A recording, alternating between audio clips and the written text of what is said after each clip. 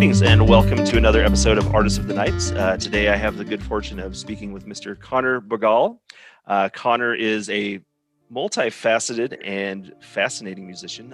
He is versatile. He goes from anywhere from kind of more traditional sounding folk music to experimental electronic music. He is a person that is consistently and constantly searching for something to fuel his muse and to do something new and exciting and creative. Conor, how are you today? I'm doing good. I really liked that intro you just gave me. I know. I might steal some of that. I just pulled it off too. I'm surprised. Great. Good. Yeah. So how are things? Things are good. I'm hiding in the back of my apartment, hiding from a construction site. Oh, nice. Good. Well, It's loud out there. I can't hear anything through here, so I think you are hidden successfully. It's working. Cool. Good. So Conor, go ahead and tell us a little bit about your involvement with music. How did it start? How did you begin with music? That's a good question. You know, I was just talking to my brother. I have a twin brother who I've made music with my whole life. And we were just talking about the Peter, Paul, and Mary song, Where Have All the Flowers Gone? Mm-hmm. And how even when we were like, well, I was saying this, he remembered the song, but I particularly had a connection to it where even though I was only 4 or 5, I somehow knew what they meant. I don't know if you're familiar with that song, but mm-hmm. You know, little girls pick flowers and give them to their boyfriends who then go off to war and die and are buried in graveyards and fertilize flowers, and then other little girls come and pick them. And as a 4 and 5-year-old, like that clicked with me. So it that's my first like musical connection that I can think of. And also I think I just identified a point for my obsession with death and a little bit of my melancholy. That must have been there for a long time.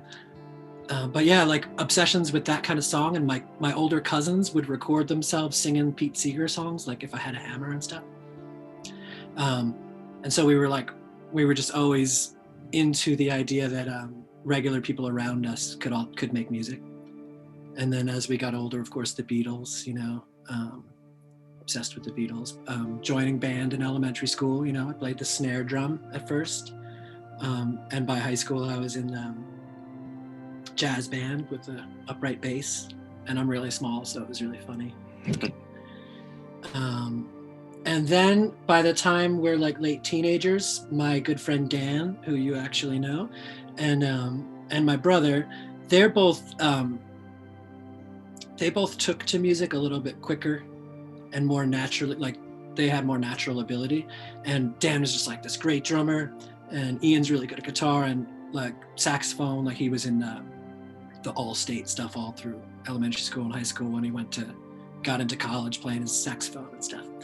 And I kind of dabbled, but nothing was my instrument yet. But Dan's drummer, Ian's playing guitar. They were like, hey man, you need to play the bass so we can jam.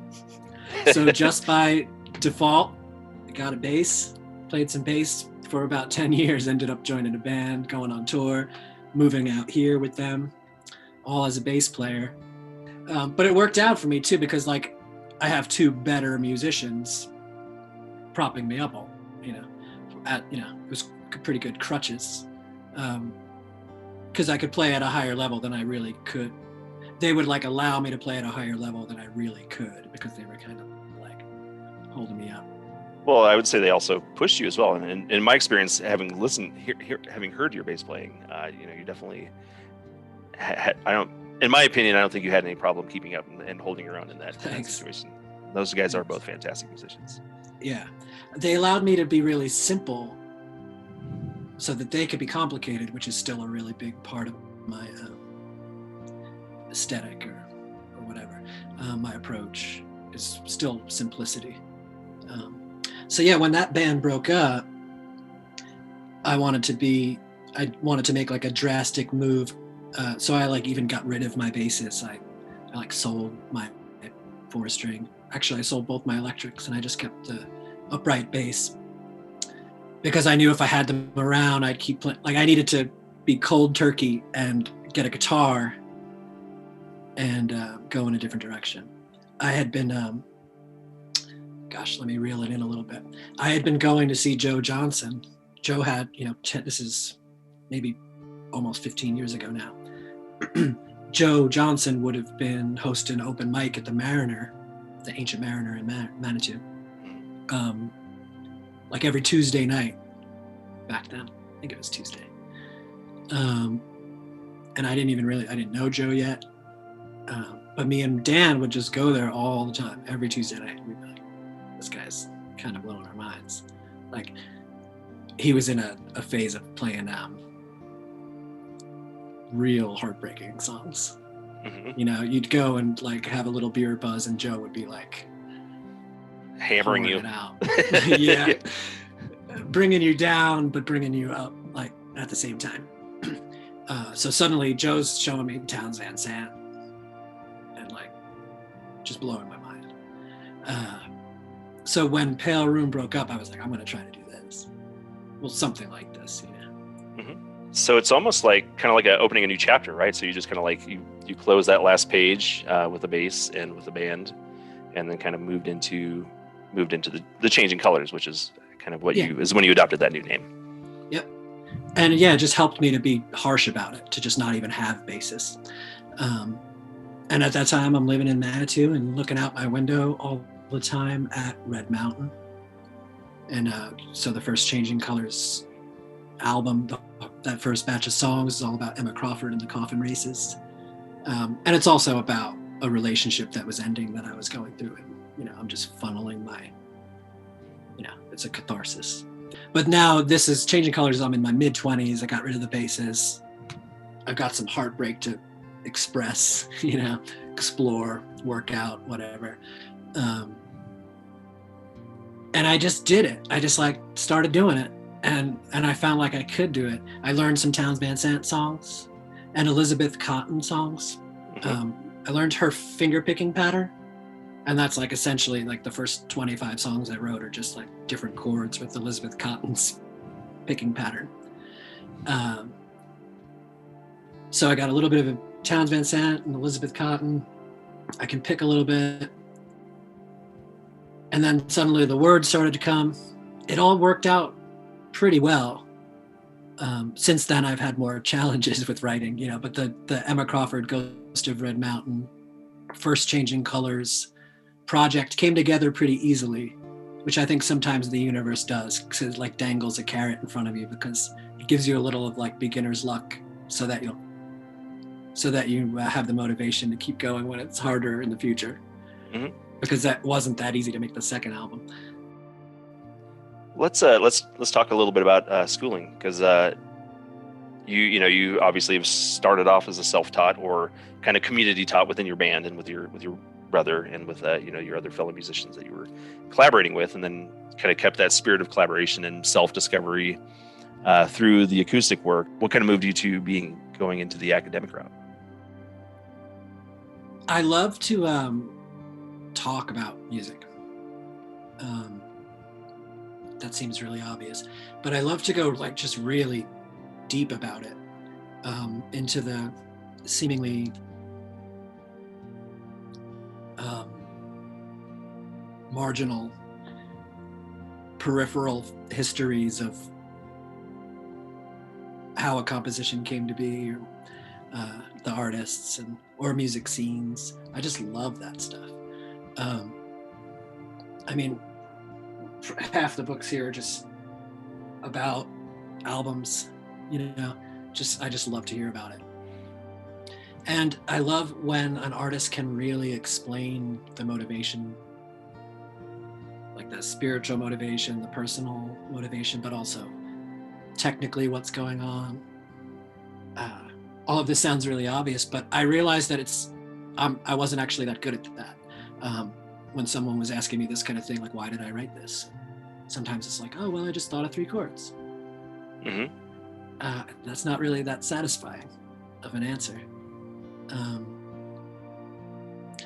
So I'd like to be able to explain my motivations in depth. You know, it's tough. I'm learning to, I haven't written essays in 20 something years, and I'm sitting writing essays about my music and about Richard Wagner and all this wild stuff. And so, yeah, it's pushing and just expanding my own ability to explain my motivations and why I make music. There's a surprisingly, I was surprised at how experimental most of my teachers and professors in the music department at UCCS are. Mm-hmm. It's fantastic for someone like me. If you want to talk about Beethoven and stuff, like, they're giving you a good foundation in that, but like, you hear some of the music that they are making when they're not teaching, and it's pretty far out in a really great way. So it's not like I'm being deterred at all to experiment or go in the direction that I want to go in. You're being encouraged. Being encouraged, and they're like, as weird as you want to be, go for it, but be able to explain it, be able to say why it got so weird. That's excellent. I just watched, I'll give a shout out to one of my professors. Jane Rigler is awesome, and she plays the flute. What do you call it? Is it a flutist? Flautist. Yes. Flautist. She's a flautist. Not in an obvious way, although I'm sure she could when she wants to. Mm-hmm. She just did a presentation that I bet you could find on the UCCS YouTube about her trip to Ireland, and she's got PowerPoint slides and stuff all about this ancient tradition of stones, these ancient languages, like beautiful pictures of the landscape, and then when she plays her music, it's not just, she plays some music that was inspired by her trip there. Mm-hmm. And it doesn't just come on, and it's not just like an Irish tune on the flute or something.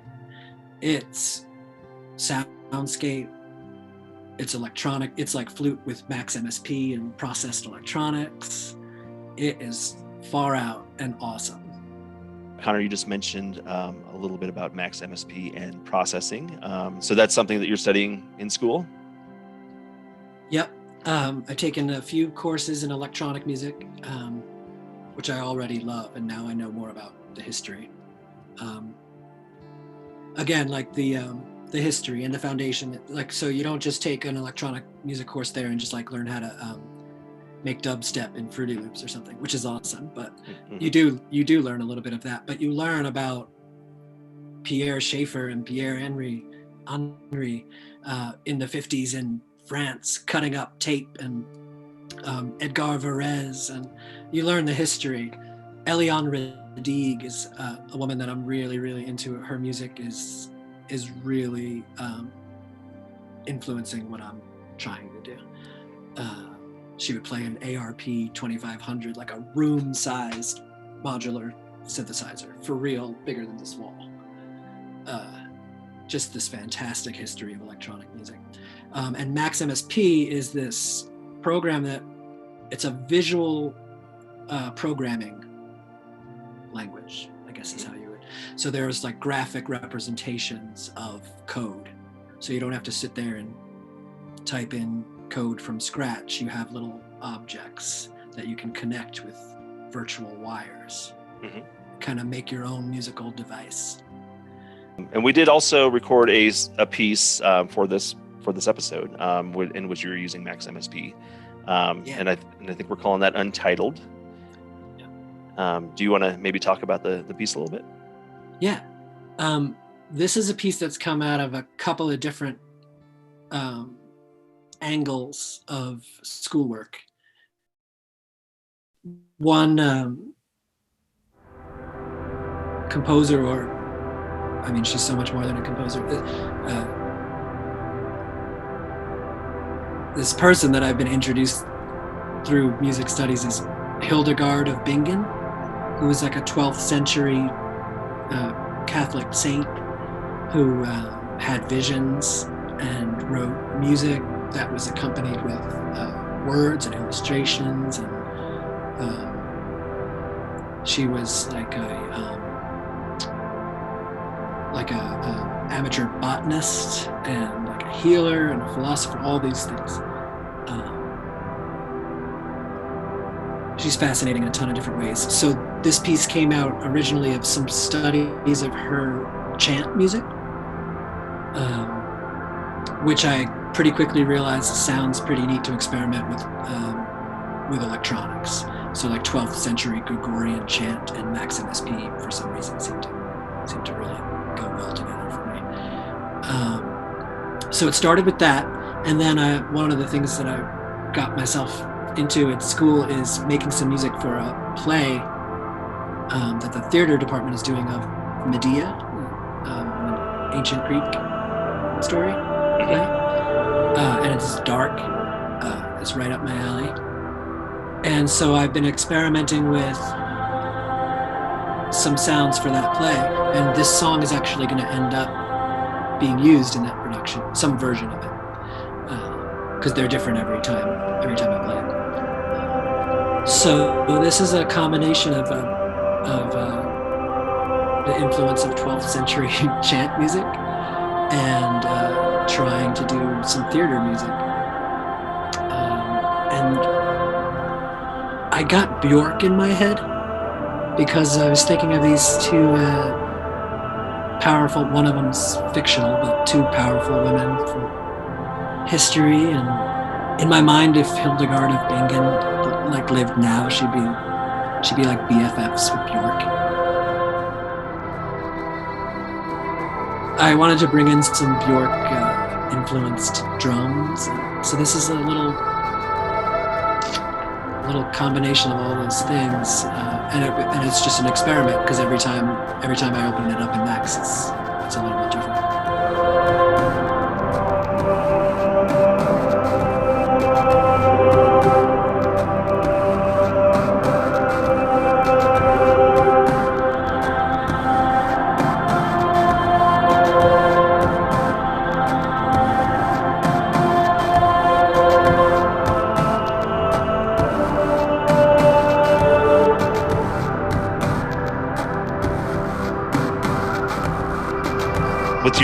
With your experimentations and your explorations in Max MSP, you were able to compose a piece for the MoMA. Is that correct? Yeah. And it was an awesome, unexpected opportunity. I used to live in New York, and so it's through someone who I've kept in touch with over the years, who's always been involved in the art world. And I've always been involved in music, and we've kept in touch. And she reached out for a commission that's inspired by the amount of time it takes to go from the main Museum of Modern Art in Manhattan to their like educational like satellite museum that's in Queens. And it's 15 minutes. So they wanted a 15-minute piece of music. And outside of that, they were like, pretty much do whatever you want. We'd love it if you connect it to our museum collection, a piece of visual art from their collection. And I've been there a whole bunch of times. Actually, every time I go home to visit, I meet up with an old friend, and we always make time to go there. So I've been there tons of times. I picked a Jackson Pollock piece because have you ever been there? I have not. I have actually not been. Have you ever been in front of a Jackson Pollock piece? It's yes, I have. Nuts, like how big they are. Yes. That's what I was gonna bring up. This thing is like for real, 15 feet long or something. It's a whole wall, again, just like Eliane Radigue's synthesizer. So there's that immersion feeling, like you're standing in front of it, and like if you're close enough, it's your whole field of vision.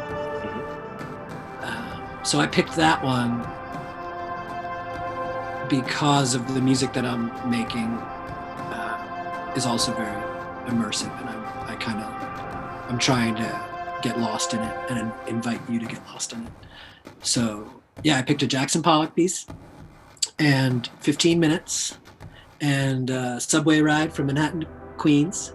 And I also just happened to, around this time, be pretty immersed in some science fiction, speculative science fiction, which is like near future science fiction where they'll work in some actual climate change data, like really terrify you because it's pretty possible.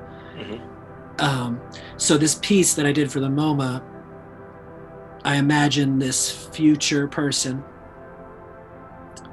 maybe it's 100 years from now, riding from Manhattan to Queens in this like post-climate change New York where the ocean's risen and it's, for some reason, it's darker in the daytime in my mind, and like the waves are crashing above, maybe into the streets, maybe half of the island's gone. Let's talk a little bit about the second electronic piece that you performed at the Knights of Columbus Hall, titled For Jen. Yeah. So this is me trying to challenge myself to get out of comfort zones. I can't think of his name right now, but I just heard a really great interview with the guy who was a child chess prodigy who the Searching for Bobby Fischer was based on. So this guy used to be a child chess prodigy, but now he's like a guru for like tech companies and stuff about how you learn. Because he doesn't really believe that he was a prodigy. He believes that he has special insight into the learning process. So one of his things is that you can use your art or whatever your particular personal craft is. He thinks that that's your best opportunity to work on yourself, for like work on your personal character, work on your spiritual development, all that. He's like, your art is your best chance to do. If you're a writer, you can write your way to understanding yourself, if you're a painter, but you have to do that stuff on purpose. You can't just fumble your way into it, although maybe you could, because I was just reading about Parsifal and the Holy Grail, and he stumbles his way into that. Wow, this is a ramble. So me trying to use my craft to for my own personal development. So this is an attempt to sort of create an environment that I can improvise in. So I thought a little bit about the soundscapes. There's some rain and there's these whispers, which are the same whispers, the same sound source of whispers that was in the Museum of Modern Art piece, although it's being processed in a different way. This rain and these whispers create this kind of sound world that I can kind of go into and feel free to improvise a little bit and even play an instrument that's not my instrument, the piano.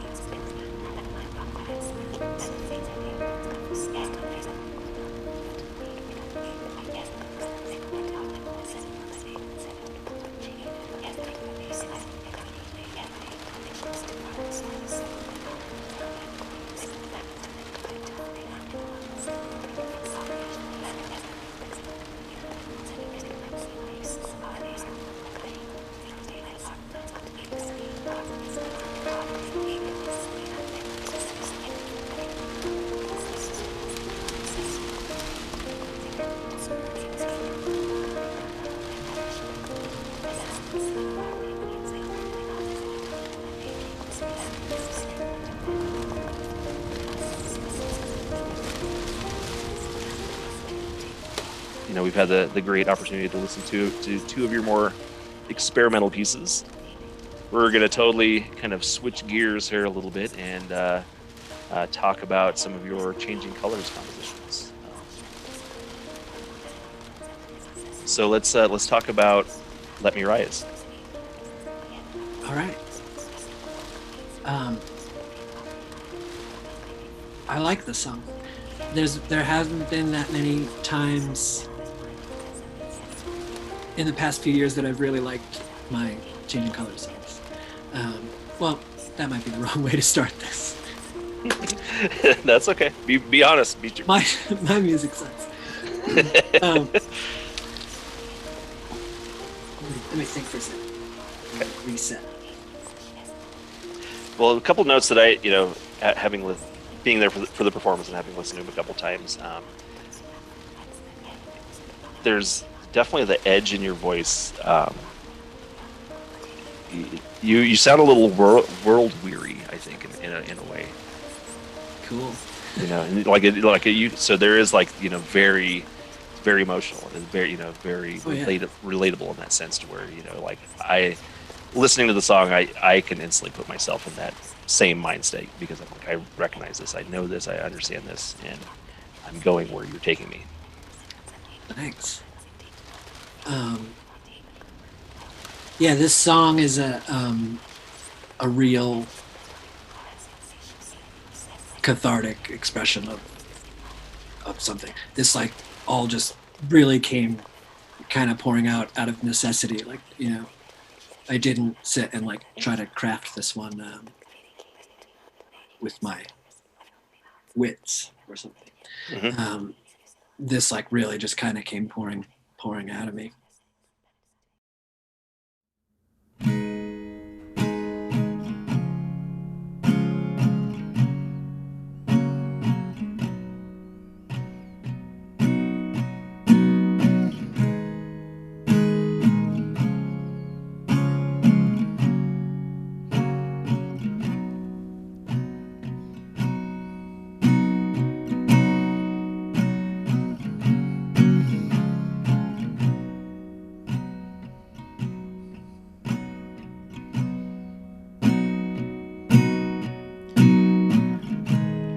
Let me rise from a bed,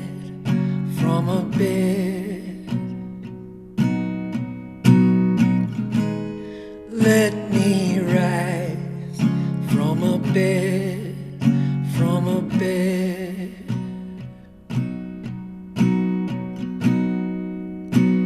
With you here by me,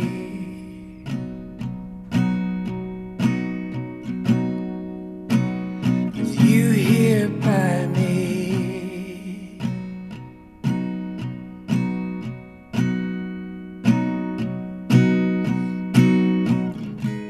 This kind of just occurred to me too, and I'm not sure how accurate left-right brain dichotomy is, but maybe just for you could, in one sense, and correct me if I'm wrong, but I could see the things you're kind of doing with the electronic music as being a little more intellectual and grounded, in a sense of you're creating it with your logic part of your brain. Whereas the Changing Colors things are a little more kind of, you're coming from your emotional intelligence, from that aspect. Yeah. So there's maybe a little, something that's maybe a little more, I don't want to say clinical, but you're I'm intentional. This is an idea. I'm setting this up. This is how this is going. Whereas a Changing Colors song with the acoustic guitar with you singing is a little more of these are your feelings, this is your heart, and this is yeah. And it's hard to kind of explain that in a logical sense, because as we all know, emotions are not logical. Which is, there's a paradox in there too, because there's words. The set of music that has more words is actually harder to explain, because the words don't quite come from my logical brain. There are moments in my song where I might say something that sounds pretty insightful or something. I might reflect on love and have this little gem of seeming wisdom. It doesn't mean that I, as a person outside of that song, live my life according to that wisdom. You know what I mean? I've been wiser in my songs than I actually am. Mm-hmm. Because it's a higher self coming out, it's an idealized version of myself that has a grasp on what's happening to me and like what I'm going through, but I don't really. Yeah, let's talk a little bit about I Don't Mind. Since that was kind of our last piece that we did record for this episode. That's a heartbreaking song. Yeah. Or a heart-mending song, maybe. It's definitely felt it. I definitely feel it still listening to it. I'm simultaneously glad, but also I don't want to bum everybody out. I worry about bumming people out.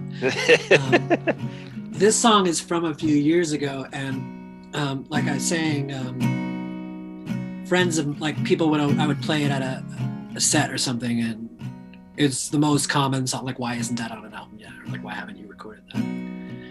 I know Joe Johnson's been saying that for a while, like since I wrote this song. It's like, do something with this. And then my brother kind of took the reins and did the recording of it, played some, he played whatever I didn't play, I guess. And actually our friend Dylan is playing some piano on it. It's like a different level of arrangement than I've done before.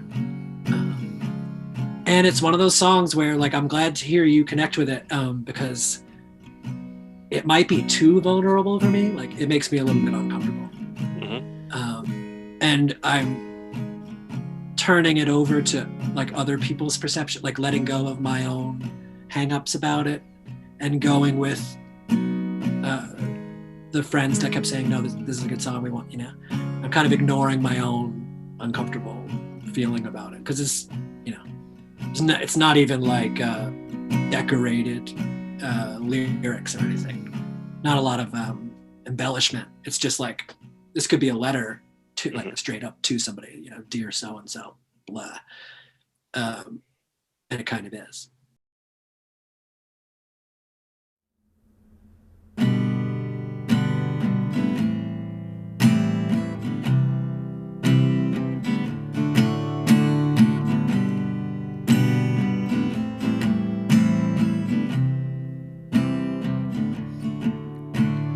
Baby, I don't mind that you want to be free. I only wish there was a place beside you for me, and I would try hard to deserve to hold your hand.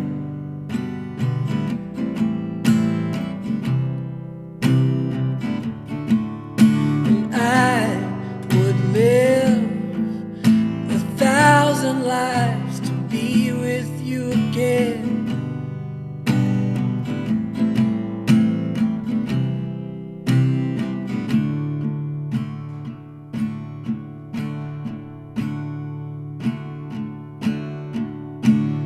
Baby, I don't mind that you once made me cry. I have done the same many times in my life, and I can't always win the battles that I fight.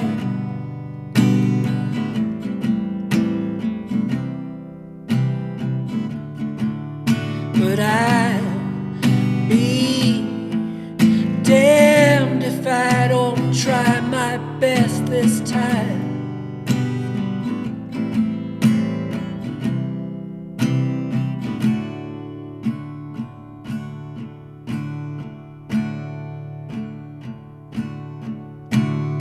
Baby, I don't mind that you want to be free.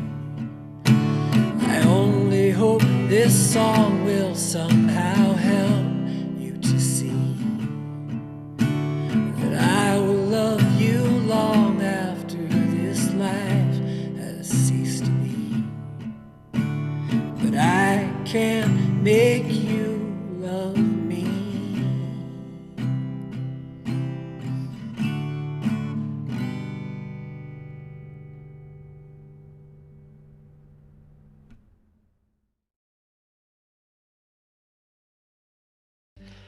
Conor, It's a fantastic conversation. Thank you very much. Thank you for participating in Artist of the Night.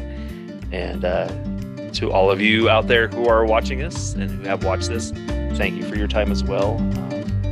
We have links for Mr. Bourgal's music below. Please feel free to take the time and explore his thoughts and his creations when you can. And thank you so much. Thanks for having me. This was fun. Awesome.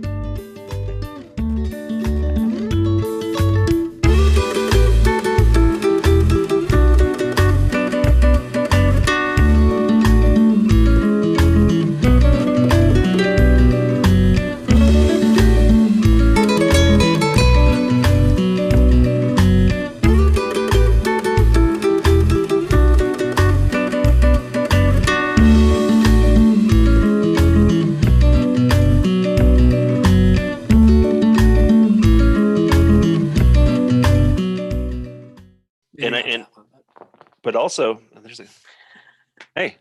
Look at that guy. We got a visitor. It's a great entrance.